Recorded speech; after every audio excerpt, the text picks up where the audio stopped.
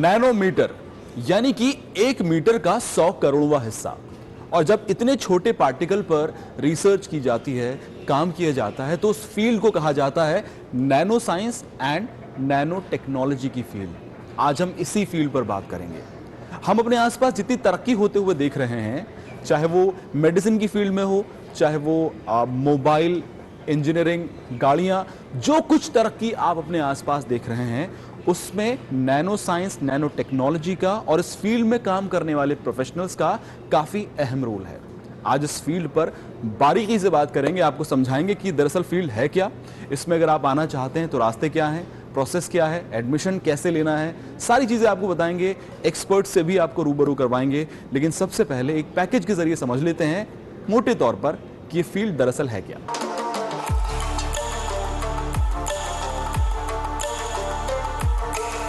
गुज़िश्ता चंद बरसों में जिस तकनीक ने बहुत ज़्यादा तरक्की की है, उसका नाम है नैनो टेक्नोलॉजी। ये एटम और मॉलिक्यूल्स को जोड़ने वाली साइंस है जो फिजिक्स, केमिस्ट्री, बायो इन्फॉर्मेटिक्स और बायोटेक्नोलॉजी जैसे सब्जेक्ट्स को आपस में जोड़ती है। नैनो से मुराद ऐसी अशिया से है जो सुई की नोक से तकरीबन 10 लाख गुना छोटी होती है, जिसे देखने के लिए आपको एक खास डिवाइस की ज़रूरत होती है। दरअसल नैनो तकनीक बेहद छोटी मशीनें बनाने की साइंस है। ऐसी मशीनें जो इंसान के जिस्म के अंदर जाकर उसकी नसों में चल फिरकर वही बीमारी का ऑपरेशन कर सकती हैं। बाज़ साइंसदानों का ख्याल है कि 21वीं सदी में नैनो टेक्नोलॉजी के सबब साइंस और टेक्नोलॉजी के मैदान में इनकलाबी तब्दीलियां आएंगी। कहा जा रहा है कि 20वीं सदी में इंफॉर्मेशन टेक्नोलॉजी ने जो बड़ा इनकलाब बर्पा किया था, 21वीं सदी में सनत और जिंदगी के हर शोबे को एक नई जहत अता करते हुए नैनो टेक्नोलॉजी उससे भी बड़ा इनकलाब लाएगी, जिसके नतीजे में हर टेक्नोलॉजी बदल सकती है। दौरे हाजिर में नैनो टेक्नोलॉजी का मुस्तकबिल बहुत ही रोशन माना जा रहा है। अगर आप साइंस के तालिबे इल्म हैं और आपकी दिलचस्पी रिसर्च एंड डेवलपमेंट में है, तो आप नैनो टेक्नोलॉजी में अपना मुस्तकबिल तलाश कर सकते हैं। भले ही नैनो टेक्नोलॉजी एक नया मैदान हो, लेकिन इसमें रोजगार के इम्कानात हिंदुस्तान ही नहीं, आलमी सतह पर मुसलसल बढ़ते नजर आ रहे हैं। मौजूदा वक्त में नैनो टेक्नोलॉजी इंसानी जिंदगी के तकरीबन सभी शोबों में दाखिल हो चुकी है। ये तकनीक बायोसाइंस, मेडिकल साइंस, माहौलियाती science, electronics, cosmetics, security, fabrics और दीगर मैदानों में कमाल कर रही है। साइंसदानों का अंदाजा है कि nano technology medicine, aerospace, engineering, तकनीक और सेहत आम्मा जैसे मैदानों में इनकलाबी तब्दीली लाएगी। कुल मिलाकर आने वाले वक्त में ऐसा कोई मैदान अमल नहीं होगा जहां नैनो टेक्नोलॉजी इस्तेमाल न हो रही हो। इस तकनीक के फायदों को देखते हुए दुनिया में अकादमी सतह पर नैनो साइंस एंड टेक्नोलॉजी को एक सब्जेक्ट के तौर पर पढ़ाया जा रहा है। हमारे मुल्क में नैनो टेक्नोलॉजी में कई इदारे पोस्ट ग्रेजुएट कोर्सेज करा रहे हैं।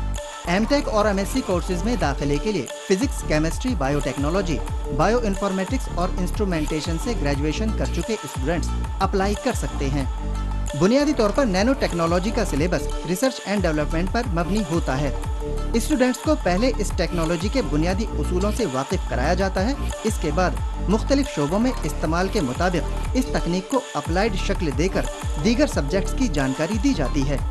आज nano technology defence, forensic science, electronics, IT और तवानाई जैसे मैदानों में रोजगार के अच्छे मौके फराहम कर रही है। इस तकनीक का इस्तेमाल कैंसर के इलाज में भी किया जा रहा है। इसीलिए सेहत और अद्वियात में भी इस तकनीक के नुक्ते नज़र से करियर के अच्छे इम्कानात हैं। ऐसे में यकीनी तौर पर कहा जा सकता है कि ये तकनीक नौजवानों के मुस्तकबिल को रोशनास कराने में भी कारहय नुमाया अंजाम देगी। ये फील्ड हम सबकी जिंदगी के हर शोबे से कहीं ना कहीं जुड़ी हुई है। उम्मीद करते हैं कि इस पैकेज के जरिए काफी हद तक आपने समझ लिया होगा कि ये फील्ड है क्या। लेकिन इस फील्ड को बारीकी से समझने के लिए हमें ज़रूरत थी कुछ एक्सपर्ट्स की, या फिर कुछ ऐसे मेहमानों की जिनसे हम बात करके और ज़्यादा अच्छे से समझ सकें कि ये फील्ड दरअसल है क्या। तो अब चलते हैं हमारे अगले सेगमेंट की तरफ, जिसका नाम है करियर की बात एक्सपर्ट के साथ। और इस सेगमेंट में हमारे साथ 2 खास एक्सपर्ट मौजूद हैं। नैनो साइंस और नैनो टेक्नोलॉजी पर आज हम बात कर रहे हैं, और इस फील्ड को, इस टॉपिक को बारीकी से समझने के लिए हम पहुंचे हैं दिल्ली यूनिवर्सिटी के नॉर्थ कैंपस। इस वक्त हम डिपार्टमेंट ऑफ केमिस्ट्री में मौजूद हैं और 2 खास मेहमान जिनसे हम इस टॉपिक पर बात करेंगे हमारे साथ मौजूद हैं, या कहें दो एक्सपर्ट हमारे साथ हैं। पहले हैं प्रोफेसर इंद्रजीत रॉय, जो कि अपनी फील्ड का एक जाना माना नाम है। आपने काफ़ी वक्त यूएस में रहकर भी प्रैक्टिस की है, काम किया है, और अभी एक लंबे अरसे से वो दिल्ली यूनिवर्सिटी में पढ़ा रहे हैं। और दूसरे हैं डॉक्टर शिरीष अग्निहोत्री, जो कि डिपार्टमेंट ऑफ केमिस्ट्री में दिल्ली यूनिवर्सिटी में असिस्टेंट प्रोफेसर हैं। आप दोनों का मैं खैर मकदम करता हूं हमारे प्रोग्राम में।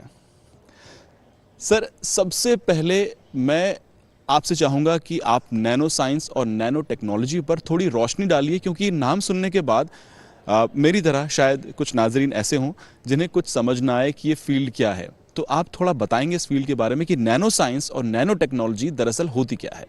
जी, ये एक्चुअली कोई नई फील्ड नहीं है। ये बहुत सारा फील्ड्स का, ट्रेडिशनल साइंस डिसिप्लिन का, जैसे केमिस्ट्री हो गया, फिजिक्स हो गया, बायोलॉजी, इंजीनियरिंग भी, ऑल्सो मेडिसिन, इन सब का मिश्रण से एक फील्ड आया है जिसको हम nano science, nano technology, even nano medicine भी कहते हैं। एंड इसमें जो प्राइमरी प्लेयर्स है वो है बहुत छोटा पार्टिकल जिसको हम नैनो पार्टिकल कहते हैं। नैनो पार्टिकल को अगर हम साइज स्केल में देखेंगे तो जैसे एक मॉलिक्यूल है, उस मॉलिक्यूल से साइज़ में बड़ा है, लेकिन एक जो नॉर्मल पार्टिकल है, अगर आप एक सैंड का भी एक ग्रेन लेंगे, उससे भी काफ़ी छोटा पार्टिकल है। और ये पार्टिकल किसी भी मेक का हो सकता है, organic, inorganic, polymer, lipid based, okay, किसी भी मेक का साइज़ रेंज वो होना चाहिए। फ़र्क ये है कि जब इस साइज़ रेंज में हम लोग पार्टिकल बनाते हैं, वो कोई भी पार्टिकल हो सकता है। सपोज़ मिट्टी है जिसमें से सिलिका आता है, सिलिका का एक nano particle silica nano particle कहलाएगा। बस ये साइज़ की बात है।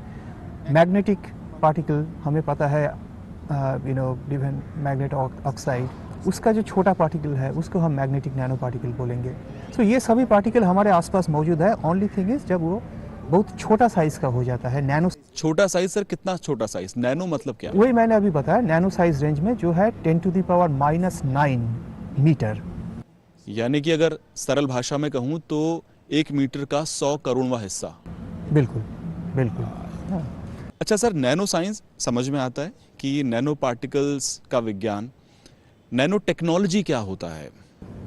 जी, जहाँ पे भी साइंस का एप्लीकेशन है, कोई भी आजकल का प्रॉब्लम सॉल्व करने के लिए, चाहे वो हेल्थ केयर का प्रॉब्लम हो, एनर्जी का प्रॉब्लम हो, या इंफॉर्मेशन का प्रॉब्लम हो, इंफॉर्मेशन टेक्नोलॉजी का, जहाँ पे भी एप्लीकेशन आता है हम उसको टेक्नोलॉजी कहते हैं। ओके, एंड बस ये है कि नैनो साइंस का ही जो टेक्नोलॉजिकल रूप है उसको हम नैनो टेक्नोलॉजी कहेंगे। आप उसमें कुछ जोड़ना चाहेंगे? टेक्नोलॉजी में बेसिकली हम इस तरीके से इसको नैनो टेक्नोलॉजी को डिफ़ाइन कर सकते हैं कि जब हमारा जो, जैसा कि सर ने बताया कि एक बहुत छोटा पार्टिकल, नैनो साइज़ का पार्टिकल, और उससे जुड़ी हुई जितनी भी उसकी गुणवत्ता है, जितनी भी उसकी विशेषताएं हैं, या जितना भी उसका अध्ययन है, उसको हम इंजीनियरिंग के माध्यम से, इंजीनियरिंग इक्विपमेंट्स को यूज़ करके, उन उपकरणों को यूज़ करके उसकी और क्या क्षमताएं हैं, उसकी और क्या खूबियाँ हैं, उनको बता सकें। तो वो जो फील्ड है वो नैनो टेक्नोलॉजी है। तो एक तरीके से साइंस का इंजीनियरिंग के साथ मिश्रण जो है, नैनो साइंस का इंजीनियरिंग के साथ नैनो टेक्नोलॉजी है। अब पढ़ाई के उस पर बात करते हैं, पॉइंट पर बात करते हैं। शिरीष जी, दिल्ली यूनिवर्सिटी कौन सा कोर्स इस फील्ड में ऑफर करता है? दिल्ली यूनिवर्सिटी में एमटेक का course nano science and nano technology में पिछले कई सालों से किया जा रहा है, और इसके प्रवेश के लिए IIT जैम का एक एग्ज़ाम होता है। IIT JAM joint admission to MSc, जो कि IIT कंडक्ट करता है पोस्ट ग्रेजुएट स्टूडेंट्स के लिए। उस एग्ज़ाम के तहत जो शुरुआत के करीब 1000 रैंक के बीच में जो स्टूडेंट्स होते हैं, उनको दिल्ली यूनिवर्सिटी ये कोर्स ऑफ़र करता है। इसमें जो है दिल्ली विश्वविद्यालय में एक स्टाइपेंड भी मिलता है, 3000 रुपये महीने का स्टाइपेंड भी स्टूडेंट को मिलता है पर मंथ, और काफ़ी इसकी जो है बहुत डिमांड है, और हमेशा से इसमें जो है विद्यार्थियों की रुचि रही है। जोड़ूंगा, अभी हाल ही में एक और नया कोर्स शुरू हुआ है जिसका नाम है nano medical sciences, basically nano technology का मेडिकल एप्लीकेशन। तो उसमें MSc, PhD, integrated MSc, PhD वगैरह का ये सब प्रावधान है। ये कोर्स अभी हमारे एकेडमिक काउंसिल और एग्जीक्यूटिव काउंसिल, जो यूनिवर्सिटी के गवर्निंग बॉडीज़ है, उन लोगों ने पास करवा दिया है ओके। कोर्स शुरू होने में अभी थोड़ा सा टाइम लगेगा, हो सकता है कि अगले साल में या इसी साल में ही 2023 में शुरू हो जाए या 2024 में शुरू हो, बट ये एटलीस्ट जो ऑर्डिनेंस है वो पास हो गया है। बाकी अब फंडिंग, इंफ्रास्ट्रक्चर, ये सब चीज़ें हम अभी तय कर रहे हैं, तो उसके बाद ये कोर्स भी शुरू हो जाएगा जिसमें MSc in nano medical science, PhD in nano medical science, integrated MSc PhD in nano medical science, ये सब चीज़ें भी ऑफर किया जाएगा। सर, आपने अभी जिस कोर्स की हम बात कर रहे थे जो अवेलेबल है अभी इस वक्त, उसमें सीट्स कितनी हैं और ग्रेजुएशन में कौन से सब्जेक्ट होने ज़रूरी हैं? सीट्स उसमें इनटेक में अराउंड 20 या 25 सीट्स है एंड आई थिंक इस पर्टिकुलर टॉपिक में नैनो साइंस, नैनो टेक्नोलॉजी जो दिल्ली यूनिवर्सिटी ऑफर करती है उसमें केमिस्ट्री के आ सकते हैं, फिजिक्स के आ सकते हैं, इवन बायोलॉजी डिसिप्लिन के भी आ सकते हैं। मतलब आपने केमिस्ट्री ऑनर्स किया है तो आप आ सकते हैं, आपने फिजिक्स ऑनर्स किया है तो आप आ सकते हैं, आपने बीएससी किया है लेकिन आपने बीएससी के दौरान केमिस्ट्री और फिजिक्स दोनों सब्जेक्ट पढ़े हैं, तभी आप एलिजिबल हैं एंट्रेंस के लिए। ठीक है सर, ये कोर्स की बात हो गई। कोर्स पर वापस आएंगे हम, इसकी करियर अपॉर्चुनिटीज़ भी जानेंगे, लेकिन उससे पहले मैं आपसे थोड़ा समझना चाहता हूँ कि नैनो मतलब बहुत छोटा पार्टिकल, उसकी स्टडी, लेकिन इन पार्टिकल्स की स्टडी करने के बाद किस फील्ड में ये प्रोफेशनल्स काम करते हैं? आपने नैनो मैग्नेटिक की बात की, आपने नैनो मेडिकल की बात की, मतलब जहाँ तक मुझे लगता है कि हर फील्ड में शायद इन प्रोफेशनल्स की ज़रूरत होती है शायद। बिल्कुल बिल्कुल, हाँ। तो नैनो का एप्लीकेशन जहाँ पे भी है, चाहे वो मेडिसिन में अगर है तो वो उधर लोग काम कर सकते हैं, हॉस्पिटल्स वगैरह में, फार्मा इंडस्ट्री में, ड्रग इंडस्ट्री में जो कहीं बहुत बड़ी इंडस्ट्री है उसमें लोग काम कर सकते हैं। ये तो गई बायोलॉजी का जो नैनो एस्पेक्ट है उसकी बात। जब हम उसका फिजिक्स या इंजीनियरिंग एस्पेक्ट का बात करेंगे तो इसमें आएगा data storage, information technology, energy conversion. आजकल बहुत बड़ा एफर्ट चल रहा है कि सूरज की रोशनी को कैसे टैप करके हम उसको इलेक्ट्रिसिटी बना सकें, alternative source of energy, renewable source of energy, इन सब चीज़ों में भी नैनो पार्टिकल का एप्लीकेशन है। सो जैसे आपने बोला था, मैं बिल्कुल एग्री करता हूँ कि हर एक फील्ड में ही नैनो पार्टिकल का एप्लीकेशन है, चाहे वो बायोलॉजी ओरिएंटेड है या इलेक्ट्रॉनिक्स या टेक्नोलॉजी ओरिएंटेड। मतलब श्री जी, आपसे सवाल कि मतलब किसी भी इंडस्ट्री में जो कुछ हम अपने आसपास देख रहे हैं, जो चीज़ें डेवलप हो रही हैं, जो चीज़ें नई बन रही हैं, उनमें इन प्रोफेशनल्स की ज़रूरत पड़ती है या कहें बहुत बड़ा रोल इनका होता है? बिल्कुल, जैसे कि आप आम जीवन में जो यूज़ होने वाले कुछ उदाहरण मैं जैसे दे सकता हूँ कि स्क्रैच फ्री ग्लास, आज के टाइम में हम सुनते हैं कि स्क्रैच फ्री ग्लास बनाया जा रहा है या कलर चेंजिंग पेंट्स आ रहे हैं, तो कहीं ना कहीं नैनो पार्टिकल या नैनो मटेरियल के ही एप्लीकेशन है कि उन्होंने नैनो को एक फिल्म के रूप में बना करके, नैनो मटेरियल को फिल्म के रूप में बना करके ग्लास के ऊपर कोटिंग कर दी जिससे कि वो स्क्रैच फ्री हो गया। या कुछ ऐसे नैनो पार्टिकल मटेरियल यूज़ किए गए पेंट को बनाने में जो धूप की इंटेंसिटी के साथ, सन की इंटेंसिटी के साथ अपने कलर चेंज करते हैं। तो हम ये कह सकते हैं कि ये कलर चेंजिंग पेंट है कि किसी दिन के किसी पहर पे जो है उसका कलर कुछ और होगा और शायद शाम ढलते ढलते या सूरज की रोशनी के साथ उसका कलर चेंज होकर के कुछ और हमें दिख सकता है। और जैसे कि सर ने अभी हॉस्पिटल्स की बात कही कि हम हॉस्पिटल में कुछ ऐसे पेंट्स यूज़ कर सकते हैं जहाँ पर हम उनको एंटी बैक्टीरियल, एंटी माइक्रोबियल बना सकते हैं जिससे कि इन्फेक्शन कम हो।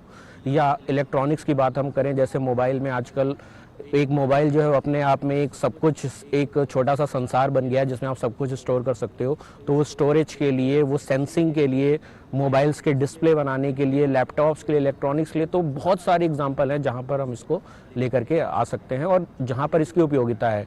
कुछ ऐसी भी जगह हैं जहाँ जो हमसे अछूती हैं, लेकिन वहाँ पर भी इन चीज़ों की अपनी एक अलग महत्वता है। जहाँ तक मैं समझ पाया हूँ कि हमारे आसपास जितनी भी चीज़ें, चाहे मेडिकल की बात करें, चाहे कपड़े की बात करें, चाहे मोबाइल की बात करें, चाहे हेयर कलर की बात करें, चाहे डेंटिस्ट के पास जा रहे हैं, उसके बाद टेक्नोलॉजी की बात करें, किसी भी चीज़ में जो बदलाव आ रहे हैं, जो चेंजेस आ रहे हैं या कहें कि वो बदल रही हैं, वक्त के साथ मॉडर्न हो रही हैं, उनमें नैनो टेक्नोलॉजी का, नैनो साइंस का बहुत बड़ा रोल है। जी जी जी बिल्कुल। अगर मैं फैब्रिक इंडस्ट्री की बात करूँ तो अगर नैनो टेक्नोलॉजी का ये प्रॉमिस भी है कि जो शर्ट मैं पहनता हूँ वो मुझे कभी साफ़ करने का ज़रूरत नहीं पड़ेगा, धोने का ज़रूरत पड़ेगा, वो अपने आप ही क्लीन होता जाएगा सूरज की रोशनी से या वगैरह वैसे, चाहे उसमें धूल लगे, मिट्टी लगे, पसीना लगे, ओके, कुछ और भी डर्ट वगैरह लगे।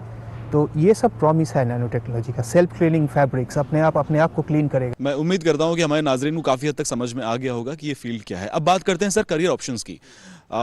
ये जो प्रोफेशनल्स हैं ये पोस्ट ग्रेजुएट होने के बाद या कहें कि पीएचडी करने के बाद फील्ड तो सारी ही समझ में आ गई कि सब जगह वो जा सकते हैं, लेकिन किस तरह की कंपनीज होती हैं जो उन्हें हायर करती हैं?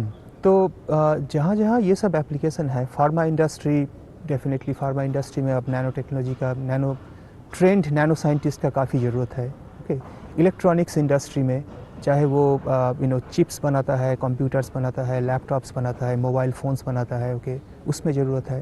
देन मैग्नेटिक बार कोडिंग, जहाँ हम मॉल में जाते हैं, हम स्कैन करते हैं बार कोड को, ओके, ये भी एक नैनो टेक्नोलॉजी का ही एक ऑफशूट है, ओके। और चाहे और भी फील्ड है, जैसे आजकल सोलर इंडस्ट्रीज़ बहुत सारा आ रहा है, हाँ, जिसमें सनलाइट को टैप करके इलेक्ट्रिसिटी वगैरह बनाया जा सकता है, ओके। इन सब चीज़ों में हर एक फील्ड में नैनो टेक्नोलॉजीज़ का application, even fabric apparel industries में भी, पेंट्स में, कॉस्मेटिक्स में, ओके, आप चाहे कुछ भी बात कीजिए, हर एक इंडस्ट्री में आजकल नैनो साइंटिस्ट का ज़रूरत है और वो लोग उनको ले भी रहे हैं। गवर्नमेंट सेक्टर में ऑप्शंस होते हैं क्या? सरकारी नौकरी भी लगती है? जी, देखिए, जैसे दिल्ली यूनिवर्सिटी में नैनो साइंस नैनो टेक्नोलॉजी का एम.टेक कोर्स है। अभी ये नया कोर्स शुरू होने वाला है जो नैनो मेडिकल साइंसेज में, जी, यहाँ फैकल्टीज़ का ज़रूरत होगा।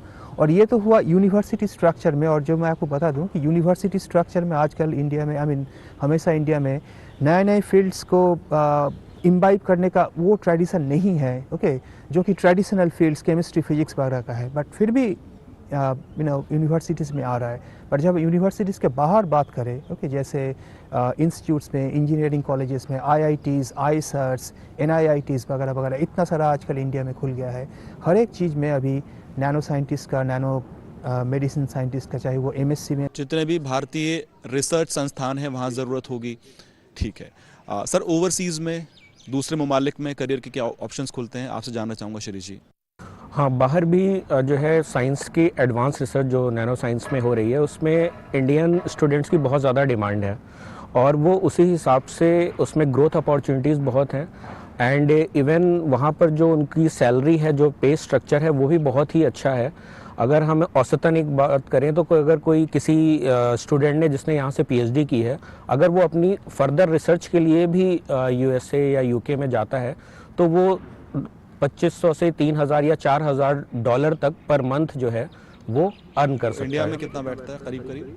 इंडिया में जो आपका उसको स्टार्टिंग अगर कह लें तो 3-3.5 लाख पर मंथ के हिसाब से वो वहाँ पर पैसे अर्न कर सकता है। आपको क्या लगता है, मैं आप दोनों से ये सवाल पूछना चाहता हूँ कि जो स्टूडेंट इस फील्ड में आना चाहते हैं, क्या, देखिए, पढ़ाई की बात एक तरफ है, क्या उनके अंदर काबिलियत होनी चाहिए एक्सेल करने के लिए? उनकी पर्सनैलिटी में क्या ऐसी बात होनी चाहिए जिससे वो डिसाइड कर सकें कि हाँ, मुझे इस फील्ड में जाना चाहिए?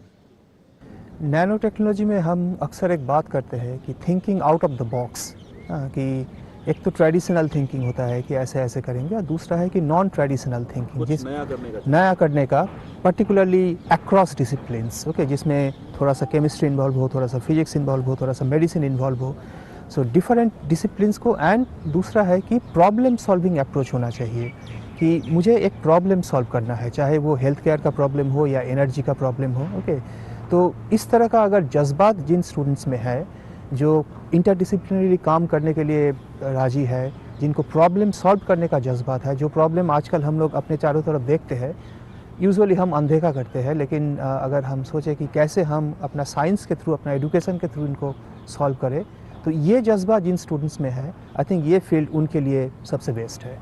बिल्कुल, जो सर ने बोला कि एक कहीं ना कहीं एक समाधान की तरफ जिनका झुकाव है कि हम कुछ करना चाहते हैं या जो सच में कुछ करने के लिए इस फील्ड में आना चाहता है, उसके लिए यहाँ बहुत सारे ऑप्शन हैं। सर, दिल्ली यूनिवर्सिटी इस फील्ड में कहाँ पर खड़ा हुआ है? किस तरह से दूसरी यूनिवर्सिटी से अलग है? क्या कुछ नया कर रहा है? देखिए, नैनो मेडिसिन का जो रिसर्च है दिल्ली यूनिवर्सिटी में 30 साल पहले शुरू हुआ था, और ये इसी लैब में शुरू हुआ था। सामने यहाँ पे प्रोफेसर अमरनाथ मैत्रा हुआ करते थे, वो अभी है नहीं, रिटायर कर गए। इनफैक्ट वो अभी आजकल हमारे साथ भी है नहीं, लेकिन उन्होंने इस फील्ड का शुरुआत किया था इंडिया में, नैनो मेडिसिन का। और वो 30 साल पहले, 30-35 साल पहले, उस वक्त नैनो टेक्नोलॉजी का, नैनो मेडिसिन का बात लोग नहीं करते थे। आजकल तो बहुत लोग करते हैं, लेकिन उस वक्त कोई नहीं करते थे, लेकिन उन्होंने शुरू किया था, ओके, यहाँ पे पायनियरिंग वर्क। आजकल केमिस्ट्री में, फिज़िक्स में, बायोलॉजी में दिल्ली यूनिवर्सिटी के अंदर ओके बहुत सारा साइंटिस्ट है जो नैनो एरिया में काम करते हैं ओके, चाहे वो फिजिक्स के ओरिएंटेड हो या केमिस्ट्री ओरिएंटेड या मेडिसिनली ओरिएंटेड, एंड उन सब का इंडिविजुअल कंट्रीब्यूशन काफ़ी अच्छा है। हाँ, सो मैं कहूँगा कि दिल्ली यूनिवर्सिटी एक प्रीमियर इंस्टीट्यूशन हिसाब में माना जाएगा नैनो टेक्नोलॉजी में, अगर हम देखेंगे कि कैसे हमारे फैकल्टीज़ ने परफॉर्म किया लास्ट 30 या 20 साल में, तो ये हम लोग एक अच्छी स्टैंडिंग पे है। रिकॉर्ड काफ़ी अच्छा रहा है और दिल्ली यूनिवर्सिटी में किसी भी स्टूडेंट को आना चाहिए जो इस फील्ड में आना चाहता है। सर, आखिर में आपसे दोनों से इनफैक्ट मैं चाहता हूं कि एक मैसेज लेना चाहूँगा उन ख्वाहिशमंद नौजवानों के लिए, उन स्टूडेंट्स के लिए जो कि इस फील्ड में आना चाहते हैं, काम करना चाहते हैं, उनसे आप क्या कहना चाहते हैं? जी, मैं यही कहूँगा कि जैसे अभी डॉक्टर अग्निहोत्री ने बोला था कि अगर आपको किसी चीज़ का समाधान करना है, जो डे टू डे प्रॉब्लम है उनका समाधान करना है साइंस के थ्रू, अपना विज्ञान के थ्रू, अपना एजुकेशन के थ्रू, तो ये फील्ड आपके लिए सबसे अच्छा है।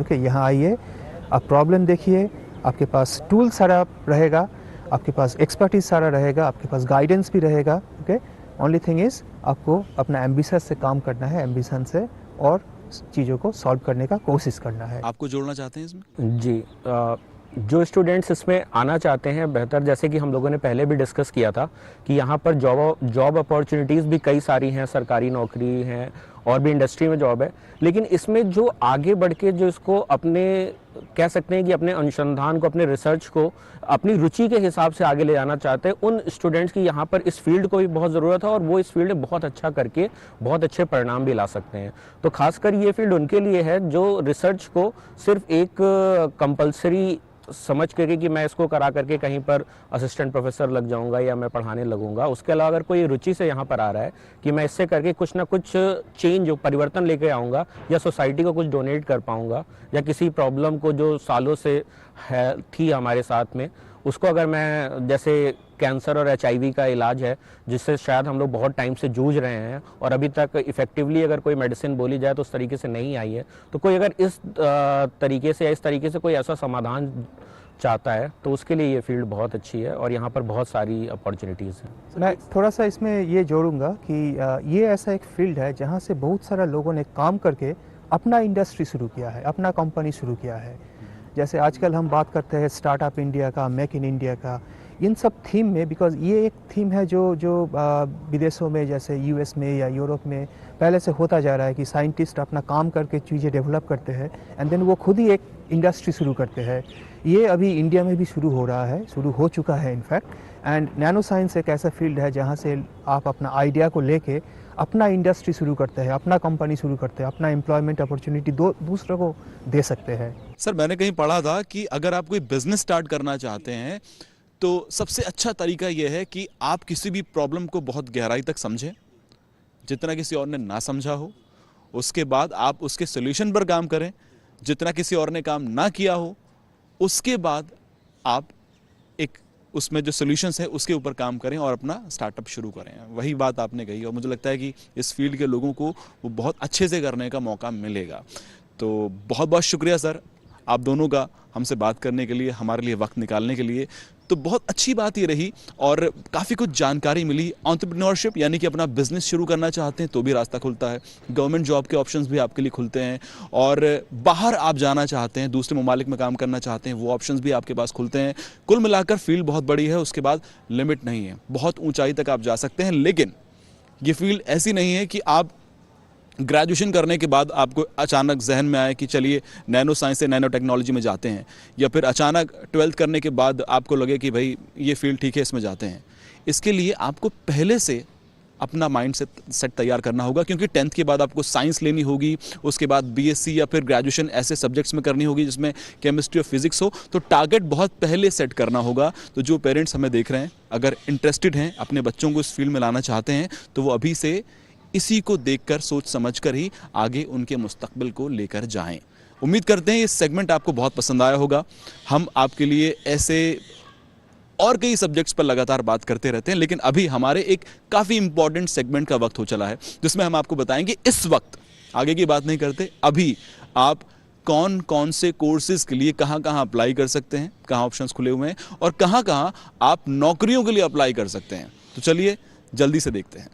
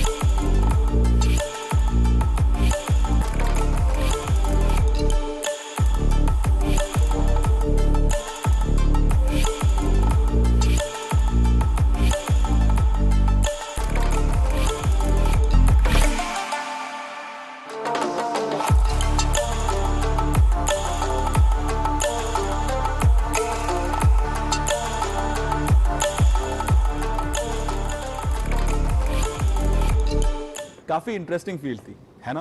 काफी कुछ नया जानने को मिला। उम्मीद करते हैं कि nano science and nano technology पर हमारी ये खास पेशकश आपको पसंद आई होगी। अगले हफ्ते फिर मुलाकात होगी एक नए टॉपिक और एक नई फील्ड के साथ। तब तक के लिए खुदा हाफिज।